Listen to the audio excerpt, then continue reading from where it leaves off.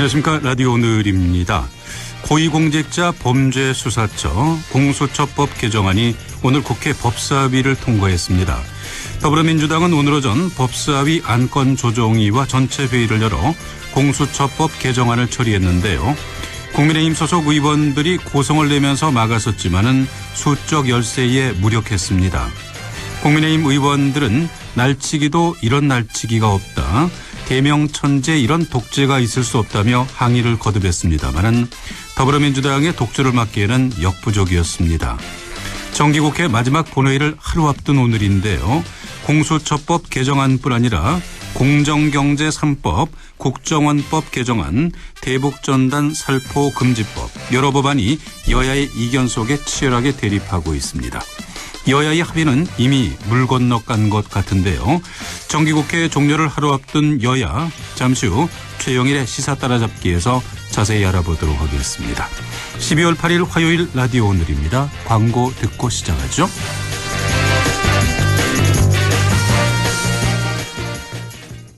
평범한 일상이 포레나를 만나면 출근은 더 빠르게, 휴식은 광교산 숲세권에서, 생활 인프라는 완벽하게 한화 포레나 수원장안에서 가장 앞선 일상으로 특별한 일상의 시작 포레나 한화 포레나 수원장안 1644-5060 한화건설. 자, 따라해보세요. 이카운트 ERP 4만원 회계관리, 이카운트 ERP 4만원 재고관리, 이카운트 ERP 4만원 생산관리. 사업성도 함께해요. 이카운트 ERP의 모든 기능을 월 4만원에 드립니다. 이카운트 가입비 부가세 별도. 서울사이버 대학을 다니고 나의 성공시대 시작됐다. 서울사이버 대학을 다니고 나를 찾는 회사 많아졌다. 지금 신입생 편입생을 모집 중입니다. 입학 지원에서 강의 수강까지 모바일 러닝으로 언제 어디서나 서울사이버 대학교. 나에게 꼭 맞는 생유산균 락토핏. 아기에게 락토핏 아이들도 락토핏 우리 가족 락토핏 맞춤형 생유산균 몸에 필 락토핏 종근당 건강기능식품입니다. 파주 센트럴밸리 산업용지 완판 신화를 이어갈 상업, 주거, 지원용지 투자의 기회. 역세권 입지에 서울 문산 고속도로까지 남북경협의 수혜지에서 프리미엄 투자의 중심지로 거듭날 파주 센트럴밸리. 문의 1522-0844. 아직 한 달 남았다. 아저씨 뭐가요? 르노 삼성자동차의 엄청난 혜택이. 뉴 QM6, XM3, SM6 차종별 놀라운 혜택에 12월 18일 전 조기 출고 시 추가 할인. 계약 후 3일 만에 빠른 출고까지. 차종별 조건 상의 지금 바로 가까운 전시장을 방문해보세요. 르노 삼성자동차. 12월 8일 화요일 라디오 오늘입니다. 1부에서는 최영일 시사평론가와 함께합니다. 한 주간의 시사 이슈를 알아보는 시간 최영일의 시사 따라잡기 준비되어 있고요. 2부에서는 이슈온을 준비하고 있습니다. 안동역이 12월 17일 다음 주 목요일에 송현동 신안동역으로 이전하게 되죠. 따라서 구역사부지의 활용 문제가 아주 중요시되고 있는데요. 최근 도의회 도정 질의를 통해서 이 문제를 제기한 경상북도의회 박미경 의원을 연결해서 자세한 얘기 나눠보도록 하겠습니다. 라디오 오늘 생방송 놓친 분들은 유튜브로 다시 들으실 수 있습니다. 많은 청취 바라겠습니다. 네, 시사 이슈를 함께 얘기해보는 시간 시사 따라잡기입니다. 오늘도 최영일 시사평론가와 함께합니다. 안녕하십니까 평론가님. 네, 안녕하세요. 네. 자, 어제 문 대통령의 대국민 사과가 나왔습니다. 네네. 네, 최근 법무부와 검찰 갈등에 대한 언급인 것이죠. 그렇게 해석이 되고 있습니다. 왜냐하면은 콕 집어서 이 법무부나 검찰 또는 뭐 추미애 장관이나 윤석열 총장의 이름이 이제 등장한 건 아니고요. 자, 이게 혼란스러운 정국으로 인해서 국민들에게 심려를 끼쳐드린 데 대해서 송구하게 생각한다. 매우 죄송하게 생각한다. 이런 표현이 등장을 했습니다. 네.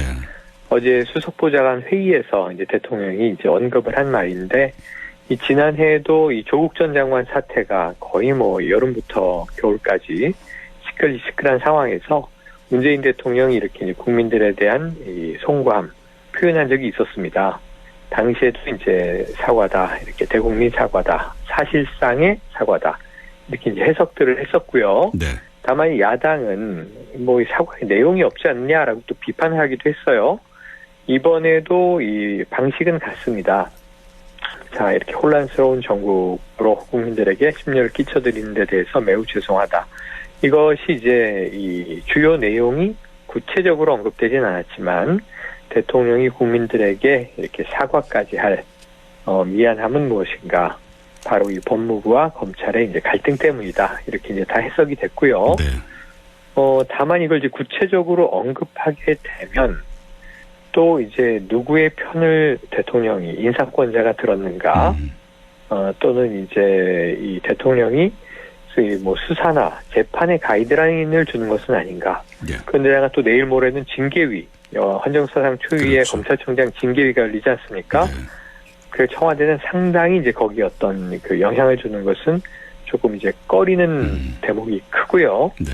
그럼에도 불구하고 또 인사권자인 대통령 입장에서 어찌 보면은 이제 행정 주무부처 간에 그것도 법 집행을 다루는 이제 기관 간에 이런 이제 초유의 일이 장기화되는 것에 대해서 언급하지 않기도 힘들었을 것이다. 이런 이제 언론의 해석들입니다. 다만 그러면 이제 대국민 사과가 보통 나왔다. 이렇게 되면 대통령이 이제 시정 조치를 하게 되는 경우가 많습니다. 예. 그렇다면 국민들의 이제 심려를 헤아려서 이러한 내용을 이렇게 저렇게 이제 변경하겠다, 전환하겠다, 뭐 이제 대추진하겠다 이런 표현이 등장을 하는데 어제의 사과에는 오히려 이 민주주의와 개혁을 위한 마지막 진통으로 생각해달라. 또 마지막 진통이 되어야 한다. 됐으면 좋겠다. 하는 이제 이 대통령의 심경이 담겨 있습니다. 예. 그러니까 개혁을 추진하겠다는 거고요. 이제 중단하지 않겠다. 멈추지 않겠다.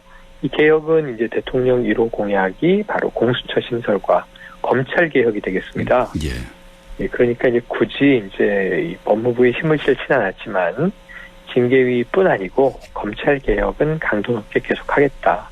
다만 이제 이것이 마지막 진통이길 바라고 그 이후부터는 개혁의 이제 성과가 국민들에게 전달되길 바란다. 이런 이제 의지를 담고 있는 사과였습니다.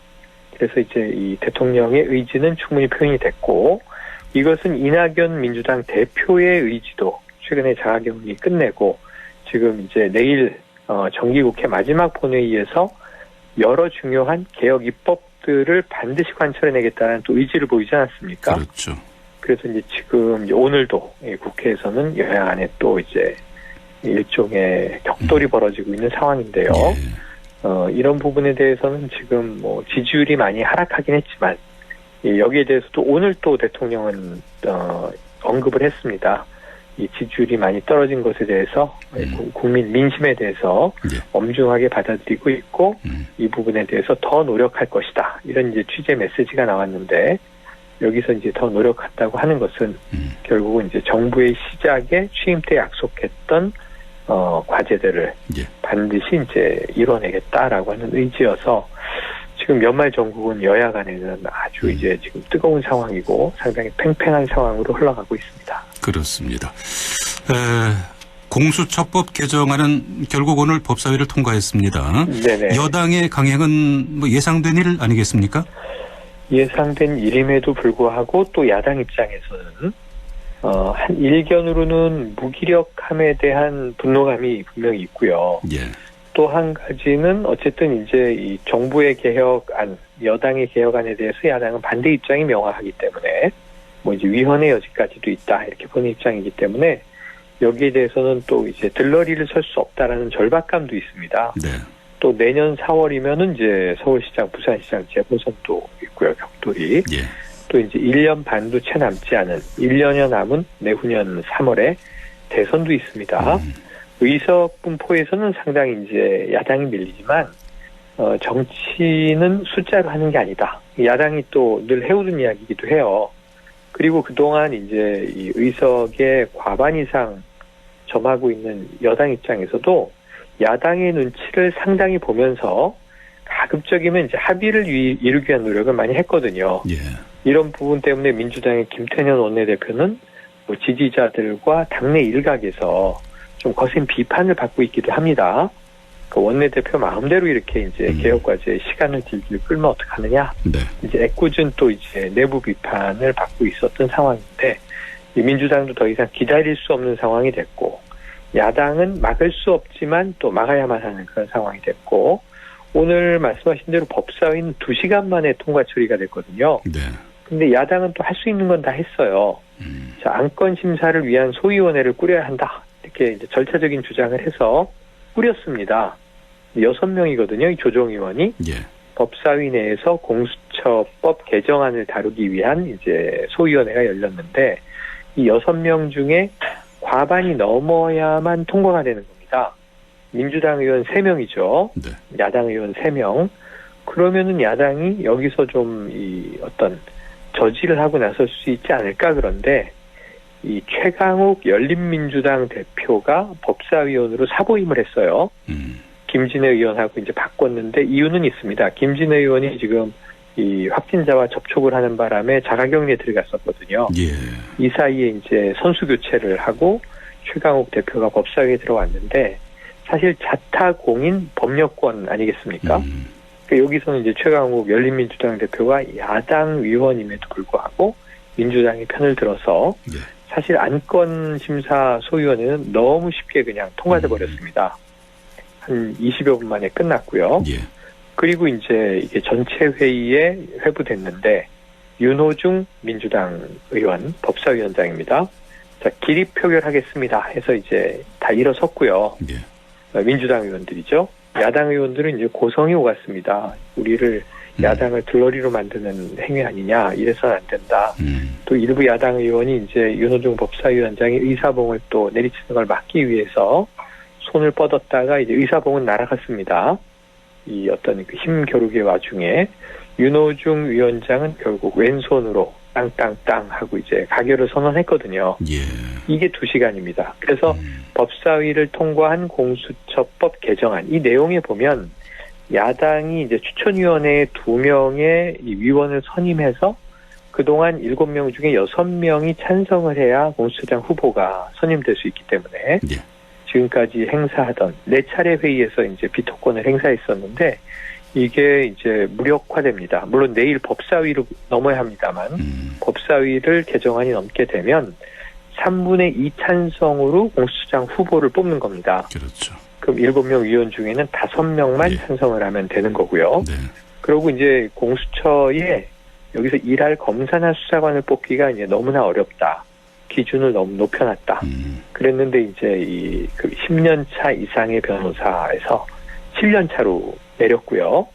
그리고 5년 이상의 수사 경력이 필요했는데 이건 아예 삭제가 됐습니다. 예.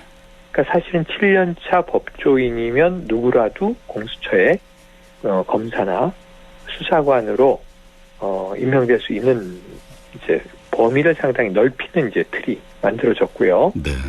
또 이제 열흘 이상 시간을 끌게 되면 야당의 추천 권한을 국회의장이 가져가서 외부의 적절한 인사 중에서 공수처장 후보자를 추천할 수 있도록 하는 또 이제 조치들이 붙으면서 사실은 공수처의 내용이 상당히 그동안 처음 만들어진 법이 가보지 않은 길이기 때문에 의외로 이제 인선에서 쉽지 않았던 부분들을 상당히 현실적으로 좀 이제 문턱을 낮췄다, 이렇게 표현할 수 있겠습니다. 네. 이 개정안은 내일 이제 본회의에 상정될 예정이고, 오늘 이렇게 법사위를 여야가 밀고 당기는 와중에 통과된 걸 보면 내일 민주당은 단독으로라도 혹은 이제 주도해서 어쨌든 강력하게 밀어붙일 가능성이 크고요. 법사위는 지금 상징적으로 공수처법은 뜨거운 관심을 받았지만 지금 이제 여타 상임위들의 이 경제 3법이라든가 지금 또 정무위에서 통과돼야 하는 사참위법 개정안, 이런 것들이 오늘 거의 대부분은 본회의로 모여들게 될 것으로 보이고 있어서 내일이 이제 본회의에서 실력 행사, 벽돌이 되는 거고요. 오늘은 이제 폭풍 전야에 이미 상당히 이제 비바람과 천둥번개가 몰아치는 양상이 국회에서 연출됐다, 이렇게 볼 수 있겠습니다. 네. 국민의힘으로서는 그 수적인 열세 때문에 여당의 개정안 처리를 막기에는 역부족이었을 것 같은데요. 맞습니다. 현재 그 국민의힘 분위기는 어떻습니까? 국민의힘은 사실은 오늘 이런 상황이 연출될 것이 거의 명확했기 때문에요. 예. 어제부터 여야 합의가 틀어지는 상황. 사실 오전에는 박병석 국회의장 주재로 여야가 일부 합의를 했었습니다. 그런데 이제 이런 방식으로는 도저히 연내 공수처를 출범시킬 수가 없겠다라고 민주당이 애초에 결심했던 대로 실력 행사에 나설 조짐을 보이면서 야당은 야당대로 또 긴밀하게 움직였거든요. 네. 그래서 국회 홀에서 이제 피켓팅을 하면서 이 민주당의 의회 폭거, 의회 독재 이런 것들에 대해서 이제 항의하는 피켓들을 들고 이미 모여서 이쪽에 농성을 시작했었죠. 그리고 이제 회의장으로 들어서려고 하는 이제 여당 의원들과 상당히 격한 말싸움, 고성, 몸싸움 직전까지 갔는데 이 패스트 트랙의 교훈이 있지 않습니까? 국회 선진화법을 어겼을 때 그냥 영락없이 기소돼서 재판을 다투게 되고 재판에서 금고 이상의 실형을 받거나 혹은 이제 500만 원 이상의 벌금만 받아도 의원직이 무효가 되는 상황에서 예. 지금 현역 의원 또 전현직 의원으로 보면은 한 20명 가까이가 여야 의원들이 기소돼 있는 상황이거든요. 이게 또 연출되면 이제 큰일 날 수 있는 거죠. 예. 그래서 몸싸움까지 벌어지진 않았지만 사실상 몸싸움 직전까지 갔다. 이 장면은 아마 내일 본회의에도 또 연출될 것 같고요.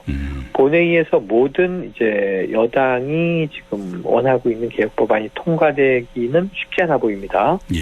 또 야당도 야당대로 이제 호락호락 보고 있지만 않을 것 같습니다. 여기서 이제 아마 필리버스터도 벌어지고 여러 가지 일들이 있게 될 텐데요. 예.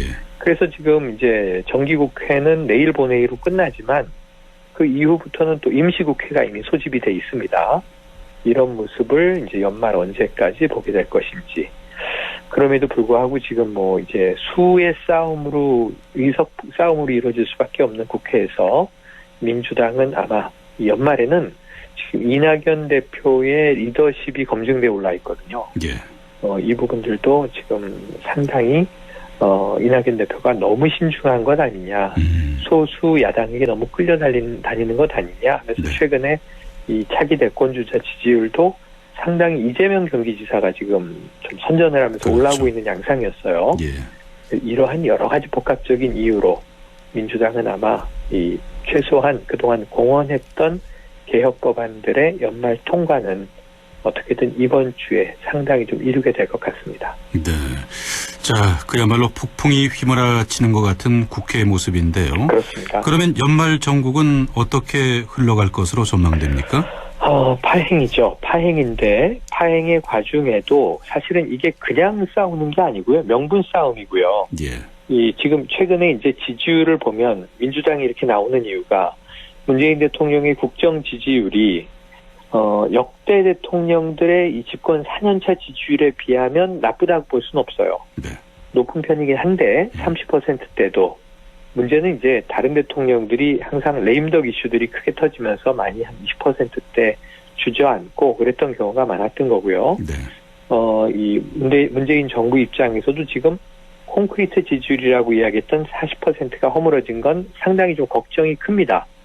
또 내년 4월 서울시장 재보선을 앞두고 그나마 그동안 지지율을 지켜왔던 요체로 역할했던 수도권에서도 국민의힘과 비슷비슷하거나 일부 추월당하는 오차범위 내에서 추월당하는 현상이 나타나고 있거든요. 예.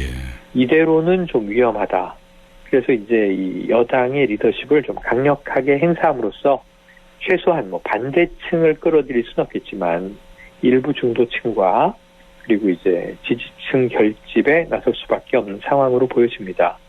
연말은 이제 내년 재보선 시즌, 내후년 대선 시즌을 앞두고 지금 여야가 모두 지지율을 올리기 위한 싸움들을 벌이게 되는데요. 물론 나중에는 이 중도의 국민들 민심을 누가 사로잡을 것이냐, 이 매력 경쟁을 할 수밖에 없지만 지금은 이제 서로 강경하게 나갈 수밖에 없는 것이 우선 이제 기존 지지층의 결집을 도모하고 나서 이 중원을 이제 누가 뺏을 것이냐의 문제예요. 그런 네. 측면에서 또 이제 관심이 가는 게 김종인 국민의힘 비대위원장은 역대 대통령, 주로 이제 이명박 전 대통령, 박근혜 전 대통령의 과오에 대해서 사과하겠다 이렇게 나서고 있지 않습니까? 그렇죠. 당내에서 지금 반발이 큽니다. 네. 배현진 의원 같은 경우에는 상당히 좀 이제 거센 목소리를 담고 있고요. 지금 PK, TK 지역 출신의 의원들을 필두로 해서 지금 많이 된다라고 하는 목소리들이 높아지고 있어서 이게 뭐 과오를 사과하는 게 중요한 게 아니라 당내외 호응이 있어야 되는 거 아니겠습니까? 네. 그래서 거기에 대해서는 뭐 김종인 위원장도 고심이 크겠지만 또 약속은 이행하고 중도로 이 당을 끌고 가려고 하는 지도력과 거기에 대해서 전통적인 지지 기반을 이룰 수 없다라고 또 이제 항거하는 내부의 중진 의원들과 어떻게 될지는 이제 쉽지 않고요. 사과는 어떻게든 할 것 같아요. 김종인 비대위원장도 또 이 보통의 고집은 아니거든요. 네. 그런데 문제는 이것을 했을 때 효과가 있어야 되는데 효과가 없으면 내부에 또 이제 2차 저항에 부딪히게 될 수밖에 없습니다. 지지율이 올라가야 되는데, 근데 그나마 지금 민주당과는 해볼 만한 지지율 싸움이 이제 벌어지고 있어서 예. 아마 김종인 비대위원장은 이 타이밍을 놓치지 않으려고 하는 것 같고, 또 역으로 중진 의원들은 아니 민주당과 해볼 만한데 왜 우리가 자꾸 잘못했다는 얘기를 해야 되는 거냐. 오히려 이 김종인 위원장은 그럴 거면 이전 대선에서는 이전 총선에서는 민주당 비대위원장이었잖아요. 문재인 정권을 창출한 것에 대한 사과부터 먼저 해라. 이렇게 예. 이제 거센 반발 중이거든요. 그래서 요 미묘한 국민의힘 내부의 지도부와 중진 의원들의 기류가 어떻게 또 흘러가는지도 지켜봐야 할 주요 변수로 떠오르고 있습니다. 네. 우여곡절 끝에 통과된 공수처법 개정안인데요. 그러면 무엇이 달라지게 되는 겁니까? 네네. 이제 내일 본회의를 통과해야 시행되는 것인데 예. 제일 중요한 건 지금까지 거부권을 행사하면서 시간을 끌던 야당이 선임한 이 공수처장 후보 추천 위원들의 비토권, 거부권이 무력화됩니다. 예. 아까 잠깐 말씀드렸습니다만 지금 7명 위원 중에 6명이 찬성해야 되기 때문에 예. 야당 위원 2명 중에 1명만 반대하면은 공수처장은 계속 안 뽑히고 공천하거든요. 그렇죠. 예. 지금 4차 회의까지 이제 우리가 봐왔던 대목인데, 근데 이제 이 부분이 무력화됐습니다. 3분의 2, 7명 중에 5명만 찬성하면 되니까 야당 몫의 추천위원 2명이 계속 반대해도 예. 공수처장은 이제 선임될 수 있게 된 거예요. 그리고 또 한 가지는 공수처에 재직하게 될 이제 변호사로 지금 규정이 돼 있는데 수사관과 이 검사, 이 선임 후보들이 상당히 좀 자격 조건을 완화했어요. 지금까지 이제 한 25명의 공수처 검사를 다 채울 수 있겠느냐 이런 우려가 있었거든요. 네. 그런데 숫자를 늘렸습니다. 개정안을 들여다보니까 공수처의 검사 수사관 규모가 더 커졌어요. 25명으로 돼 있던 게 이제 30명에서 50명까지 늘릴 수 있게 됐는데 네. 이거를 채우기에는 수사 경력이 5년 이상 있는 10년 차 법조인을 찾는 게 참 어렵다는 걸 이제 해보니까 알겠더라고요. 그래서 이거 과정을 인식한 민주당이 이젠 수사 경력 5년 자격 기준 빼버렸고요. 그리고 이제 10년이 아니라 7년 차 변호사 이후부터는 뽑힐 수 있게 됐습니다. 상당히 이제 저도 눈여겨보는 대목인데 예. 알만한 인물들이 대거 공수처에 이제 들어갈 가능성이 지금 열려 있고요. 네. 자, 이렇게 해서 어쨌든 여러 가지 요소들을 바꿔서 또 한 가지는 이런 거죠. 지금 열흘 동안 야당에서 공수처장 후보를 추천하지 않고 시간을 끌면 자동으로 국회의장에게 이 추천위원 선임권이 넘어가서 이 박병수 국회의장이 이제 야당 몫의 2명의 추천위원을 그냥 명망가 중에서 인선해버리면 됩니다. 네. 그러니까 지금 이제 공수처장 후보 추천위원 때문에 추천위원 문제 때문에 이 돌고 돌던 문제는 어찌 보면 개정안이 통과되게 되면 즉시 해결되게 되고 어쩌면 연내로 공수처장 후보가 청와대 2명 몫으로 올라가서 대통령이 1명을 낙점하고 물론 인사청문회를 거치게 되는데요. 장관급이기 때문에 인사청문회는 사실 야당이 또 비토해도 대통령이 임명 강행해버리지 않습니까? 네. 그렇게 보면은 연말에 가능할까? 이건 좀 아슬아슬한데 뭐 늦었지만 내년 초에는 공수처장은 임명될 가능성이 크고 예. 그렇다면 한 반년 정도 늦어진 공수처는 조만간 출범을 하게 될 것 같습니다. 네. 자, 윤석열 총장 얘기 잠시 해보겠습니다. 모레 법무부 징계위원회가 열릴 예정이잖아요. 네, 맞습니다. 근데 징계위가 열릴 것 같습니까? 제일 중요한 질문이네요. 이게 이 법무부 입장을 보면 안 열리면 사실상 징계위가 좌초될 수 있습니다. 예. 지금 이게 2번 미뤘단 말이죠. 그렇죠. 그리고 이제 법적 요건을 최대한 지키고 대통령이 무엇보다도 절차적 공정성 이걸 이제 중시하고 네. 절차적 정당성과 공정성을 최대한 확보하라. 또 투명성도 확보하라. 이렇게 이제 지시를 했는데 이 대통령의 발언이 나온 지 1시간 반 만에 법무부에서 원래는 4일로 예정됐던 징계위를 훌쩍 뒤로 미뤄서 10일이 된 거거든요. 예. 근데 시간이 흐를수록 지금 계속 말씀하신 대로 이게 열리긴 열리겠는가? 징계위 내부에서 정말 애초에 예상됐던 바대로 중징계를 내릴 수 있을 정도의 비위 혐의가 충분히 확인이 되는가? 그리고 또 이제 윤석열 총장 입장에서는 모든 저항의 카드를 지금 다 쓰고 있거든요. 예. 우선은 직무 배제에 대해서 효력 정지 신청을 해서 이거는 승기를 잡았고요. 이 총장직에 지금 복귀했고 예. 고난 소송을 이제 물론 이제 다퉈야 됩니다만 또 징계위가 무엇이든 결정이 난다면 또 이 징계위의 결정에 효력 정지 신청을 또 할 거예요. 네. 그럼 행정법원의 판단을 한번 또 받아야 되고 이것도 또 고난 소송으로 갈 수밖에 없고 이 와중에 이게 다일까 했는데 이미 지금 징계위의 구성을 정한 검사징계법에 해당 항목을 위헌이다라고 이제 이야기하면서 헌법 소원까지 제기한 상태입니다. 예. 근데 이 헌법 소원은 이제 많은 법조인들은 의미 없다고 보는 입장이에요. 왜냐하면 지금 징계위원회가 7명, 법무부 장관, 법무부 차관, 법무부 장관이 지명한 검사 2명, 법무부 장관이 위촉한 외부 인사 3명인데 문제는 7명이 법무부 장관의 이제 힘이 너무 세지 않습니까? 예.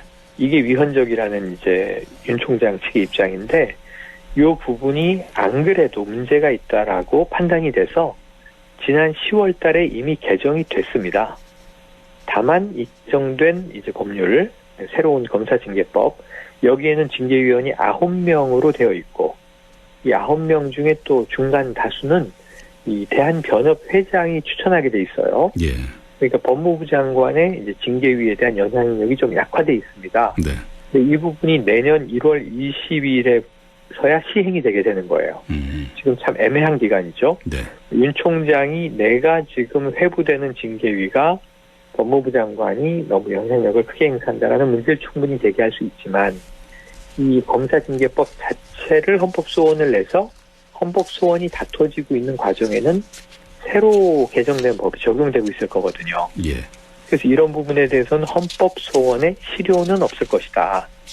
근데 이것을 이제 이용구 지금 신임 법무부 차관은 악수를 둔 것 같다 이렇게 표현을 한 것으로 전해지는데 사실 윤 총장 입장에서는 또 그렇게 악수만은 아닙니다. 네. 왜냐하면 헌법소원이 몇 달 후에 결정이 나오든 말든 지금 언론에는 헌법소원 청구를 했다는 책체가 많이 회자되고 있기 때문에 이만큼 검사징계법 내에 법무부 장관이 구성하는 징계위는 불리하고 불공정하고 부당하다라는 것을 알리는 언론 플레이 효과가 톡톡히 나고 있거든요. 예. 그러니까 이렇게 보면 윤석열 총장은 상당히 지금 모든 카드를 다 뽑아들면서 네. 저항할 수 있는 모든 법적 대응을 다 하고 있다. 이렇게 이제 볼 수 있겠고요.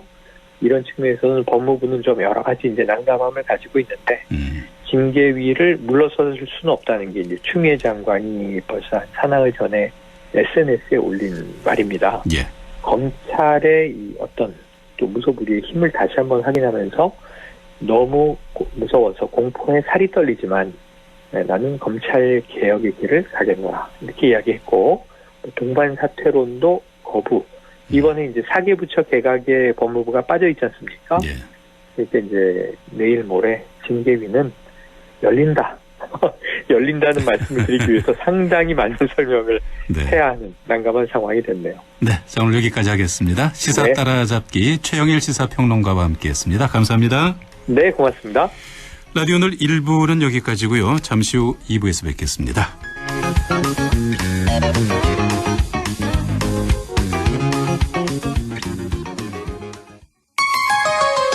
MBC 라디오 할인점보다 더 실속 있고 편의점보다 더 편리하게 살 수 있는 곳. 시장보다 더 정이 넘치고 백화점보다 더 품격 있는 곳. 이런 곳이 없을까요? 네, 우리 동네 우리 할인점 홈마트가 있습니다. 지난 25년간 항상 고객과 함께한 홈마트. 용상점, 자이점, 신용주점, 사천점에서 새롭게 고객님께 다가갑니다. 홈마트. 갑자기 일을 그만두라고? 왜? 전화해봐 1577-2260 월급을 깎는다고? 말도 안 돼. 일하다가 다쳤다고? 괜찮아? 전화해봐 1577-2260 당신 곁에 생각보다 큰 힘. 민주노총. 확진자를 간호했다는 이유로 빈집에서 자가격리를 한 간호사. 코로나 의심 증상만으로 최종 면접의 기회를 포기한 취준생. 생업을 걱정하기보단 완치 후 백신 개발을 위해 혈장을 기증한 부부. 확진의 기로에서 확신으로 스스로를 멈춰준 사람들. 고맙습니다. 당신의 확신이 수많은 확진을 멈췄습니다. 공익광고협의회.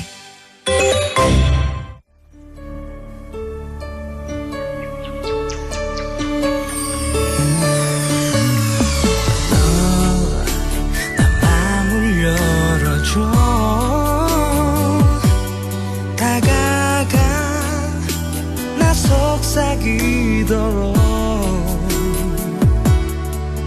언제나 내 생각으로 행복해야 해요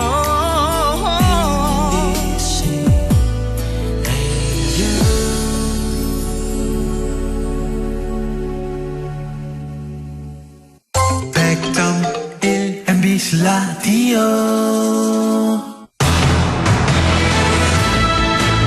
라디오 오늘 화요일 순서 함께하고 계십니다. 6시 38분 향하고 있습니다.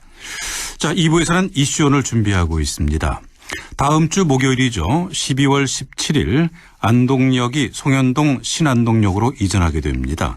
이에 따라 구역사 부지 활용 문제가 뜨거운 이슈로 떠오르고 있는데요. 최근 도의회 도정 질의를 통해 이 문제를 제기한 경상북도의회 박미경 의원과 함께 자세한 얘기 나눠보도록 하겠습니다. 안녕하십니까, 박 의원님? 네, 안녕하십니까. 네. 비례대표로 11대 도의회 의원으로 활동하고 계시죠? 네. 예, 초선이신데요. 이제 11대 도의회도 후반기로 접어들었습니다. 도의회 활동 성과라면 어떤 점을 꼽고 싶으신지요? 네, 제가 벌써 11대 경상북도 도의원으로 활동한 지는 이제 햇수로 3년이 되어가고 있습니다. 상반기에는 행정보건복지위원회 소속으로 활동을 했고 또 우리 하반기에서는 교육위원회 부위원장을 맡고 있습니다.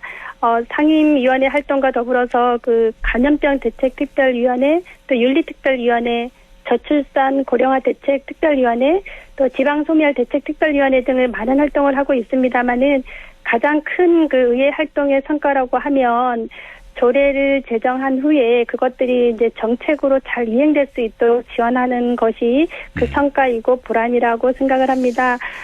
제가 그동안 대표 발의했던 조례를 보자면 그 경상북도 청소년 심리적 외상 지원에 관한 조례가 있었고요. 네. 또 선택 예방 접종 지원에 관한 조례, 또 경상북도 교육청 난치병 학생 지원에 관한 조례 등을 대표 발의를 했는데 조례 중에서도 그 경상북도 선택 예방접종 지원에 관한 조례를 통해서 생후 그 8개월 미만 영아들에게 로타바이러스 예방 접종 그리고 65세 이상 그 국민 기초생활수급자들에게 대상포진 예방접종 비용을 우리 경상북도가 그것을 지원할 수 있게 하는 법적 근거를 마련을 했습니다.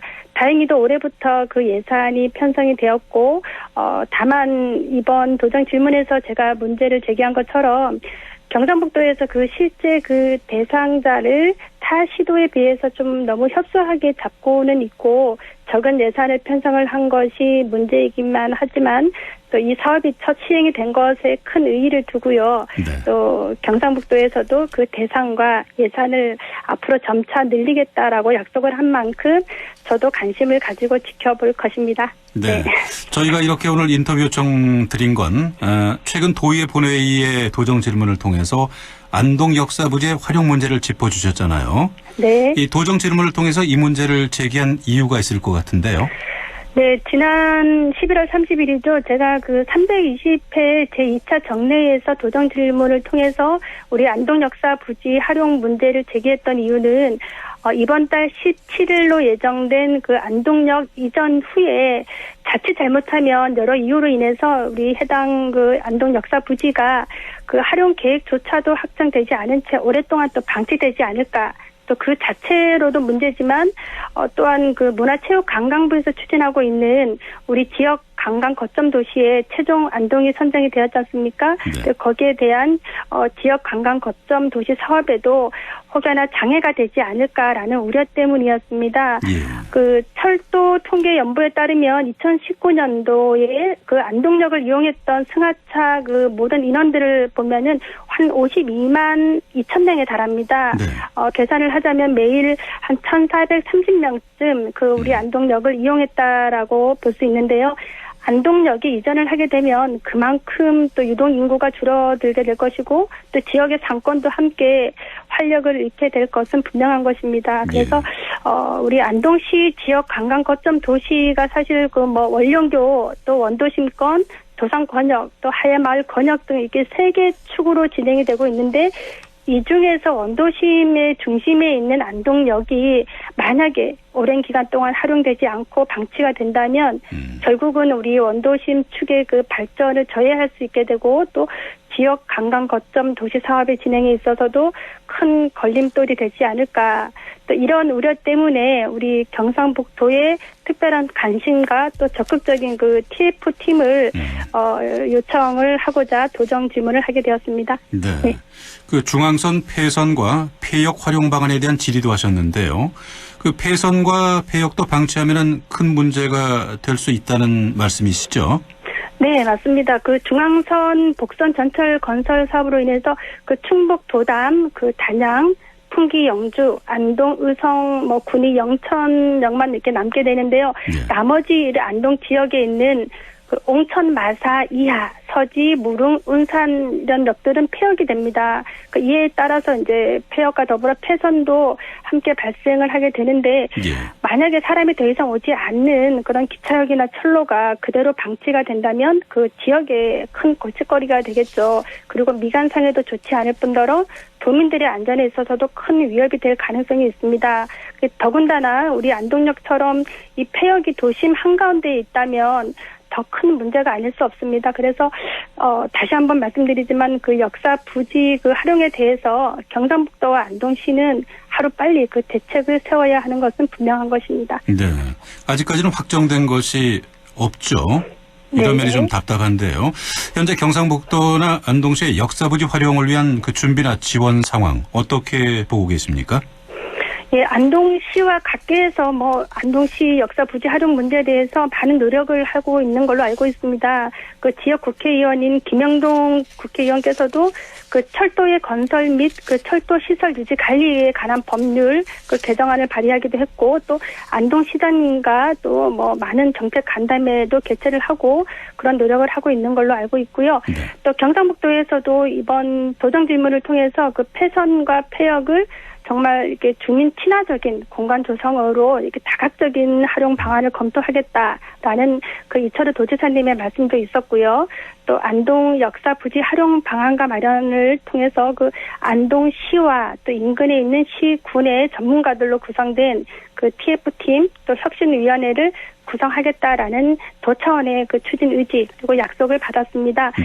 다만 이 역사 이전이 이번 달 17일인 것을 감안하면 좀 늦은 감이 없지 않나 개인적으로 좀 답답하고 이 진행 상황이 좀 더딘 거에 대해서 좀 많이 안타깝습니다만 그래도 지금이라도 우리 경상북도와 안동시가 그 안동 역사부지 활용을 위해서 더욱 적극적으로 이렇게 나서서 하면 특히 경북도가 좀 더 이렇게 관심을 갖고 또 예산은 당연하고 또 그런 어떤 물질적인 또 여러 가지 지원들을 아끼지 말아야 될 것이라고 생각합니다. 네. 자, 그러면은 박 의원님께서는 안동 역사부지가 어떻게 활용되는 게 바람직하다고 보시는지요?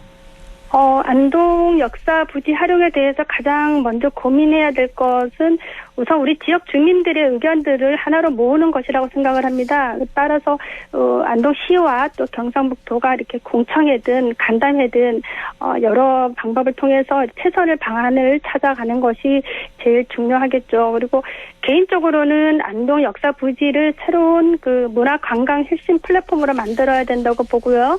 또 안동은 역사문화 고장으로서 이 잠재력은 정말 풍부하지만 최근의 관광 트렌드나 또 관광객들의 그 흥미를 유발할 수 있는 뭐 어떤 테마, 콘텐츠 이런 것들은 좀 부족하다라는 평가가 있거든요. 네. 그래서 안동 역사 부지를 문화와 휴식을 위한 새로운 그 공간으로 재창조해야 된다고 생각을 하고요. 또한 그 역 부지에 유관기관이나 그 단체를 좀 유치를 해서 원도심의 정주 인구를 좀 늘리는 방안도 함께 고민할 필요가 있다고 생각을 합니다. 네. 의원님께서는 도정 질의를 통해 서울 경의선 숲길과 네덜란드 로컬 도서관을 좋은 사례로 제시하셨잖아요. 네. 예, 조금 더 자세히 좀 소개해 주실 수 있겠습니까? 예, 서울 그 경의선 숲길은 그 마포구에서 용산구까지 이어진 총 6.3km의 그 선형 공원입니다. 그 이 중에서 그 홍대 입구 근처에 있는 연남동 그 구간은 미국 뉴욕의 맨하튼 그 센트럴파크하고 닮았다고 해서 그 연트럴파크라는 그 별칭도 가지고 있고요. 뭐 카페, 맛집, 경의선 책거리 등 그 명소로서 주민들과 관광객들이 아주 많이 방문을 하고 있습니다. 또한 그 로컬 도서관은 그 네덜란드에 있는 그 진행된 그 대표적인 건축 재생 프로젝트 중에 하나인데 이게 1932년도에 지어진 오래된 그 기관차 경납고를 공공이 사용할 수 있는 도서관으로 탈바꿈시켰거든요. 네. 그래서 역시 카페나 전시, 공연, 토론, 뭐 회의나 각종 체험 공간들이 있어서 관광객들이 찾는 명소가 되어 있습니다. 이 두 가지 사례만 봐도 우리 폐선과 그 기차 관련해서 시설들을 정말 잘만 활용한다면 훌륭한 문화 공간으로 활용할 수 있고 또 지역에 많은 관광객들을 유치할 수 있다라고 생각을 하고요. 네. 또 우리 안동 역사 부지 활용 그 방안을 찾는 과정에 있어서도 우리가 충분히 좀 검토해야 될 좋은 사례라고 생각을 합니다. 네. 반면에 나쁜 사례로 그 부산에 있는 해운대역을 들었는데요. 이건 어떤 얘기입니까? 부산시에 있는 그 동해 남부선 해운대역은 2013년도에 그 12월에 철로 이설과 함께 그 해운대구 우동이라는 곳으로 이전이 되었는데요. 네. 벌써 7년이 지났습니다. 그럼에도 불구하고 아직까지 그 구 해운대역은 그 시민단체에서 시민공원화를 추진하려고 하고 또 철도시설공단에서는 상업개발을 추진하려고 하고 서로의 입장차가 있다 보니까 아직까지 개발이 지연되고 있다고 이렇게 알려지고 있습니다. 그래서 안동 역사 부지 활용에 있어서도 우리가 가장 주의해야 될 것이 무엇인지 이 사례를 잘 보고 고민을 해야 될 것 같습니다. 그래서 우리 안동 역사 부지도 구 해운대역처럼 당사자 간의 어떤 그런 의견 차이로 인해서 만약에 오랜 기간 동안 또 사업이 추진되지 않는다면 정말 두고두고 우리 경북도와 안동시의 큰 문제거리가 되지 않겠습니까? 네. 자, 시간이 없어서 여기까지 해야 될 것 같습니다. 네. 자, 방송을 듣고 계신 분들에게 또 마지막으로 하고 싶은 얘기 있으면 간략히 좀 한 말씀 해 주시죠. 네, 우리 안동시의 역사에 관련해서 뭐 어쨌든 수익 사업 같은 거는 지양하고 정말 우리 안동 시민들이 위한 공원이나 광장, 주차장 등 시민 전체가 이용 가능한 그런 기반 시설을 조성을 해야 합니다. 많은 분들이 또 시민들뿐만 아니라 도민들도 관심을 갖고 지켜봐야 되지 않나. 그리고 우리 경상북도에 정말 적극적인 추진하는 데 있어서 TF 구성 그리고 또 여러 가지 관심이나 예산을 좀 적극적으로 지원해 주실 것을 다시 한번 부탁드리겠습니다. 네, 오늘 말씀 잘 들었습니다. 네, 감사합니다. 고맙습니다. 네, 지금까지 안동역 이전 후 구역사 폐선 활용 방안에 대한 얘기 나눠봤습니다. 경상북도의회 박미경 의원과 함께했습니다. 자, 계속해서 내일의 날씨 알아보겠습니다. 김도연 씨. 네, 조금 덜 춥더라도 미세먼지가 많은 날이 좋을까요? 춥더라도 공기가 깨끗한 것이 좋을까요? 이런 생각을 해보게 되는 하루였습니다. 오늘은 찬바람이 먼지를 밀어내면서 청정한 기류가 지속적으로 유입되면서 내일도 일평균 미세먼지 농도 보통에서 좋은 단계 예상됩니다. 다만 날이 급격하게 추워졌습니다. 찬대륙 고기압이 우리나라 쪽으로 확장하며 찬바람이 불고 있는 거고요. 한동안 주춤하던 찬 공기가 우리나라로 내려오면서 세기 차이에 구름대가 만들어졌는데요. 서풍 계열의 바람을 타고 이 구름대가 유입되었지만 다행히 우리 지역에 하늘에 눈발이 날릴 정도는 아니고 흐린 채 구름만 많은 정도로 지나고 있습니다. 영하권의 매서운 추위는 내일 아침까지 이어집니다. 낮부터는 온화한 남서풍이 불어들겠습니다. 그리고 목요일에는 기온이 조금 올라서 아침 기온 영하 3도 예상되고요. 이렇게 목요일과 금요일에는 추위가 잠시 주춤하다가 주말부터 다시 추워지겠습니다. 일요일부터 다시 찬 공기가 내려오면서 다음 주 월요일 아침은 영하 6도 그리고 화요일과 수요일은 아침 영하 10도까지 내려가면서 더 추워지겠습니다. 내일 기온은 안동, 영양, 영주공항 아침에 영하 8, 9도 남아있고요. 한낮에 8도 예상됩니다. 문경, 상주는 아침 영하 5도, 한낮 7도 예상되고요. 청송 아침이 영하 12도, 한낮에 8도, 그리고 예천은 아침 영하 7도, 한낮에 8도, 의성은 아침 영하 11도, 한낮에 9도 예상하고 있습니다. 영양 현재 기온은 어제 이 시간보다 7도 낮은 영하 2도, 체감온도는 영하 3도, 습도는 42%입니다. 날씨였습니다.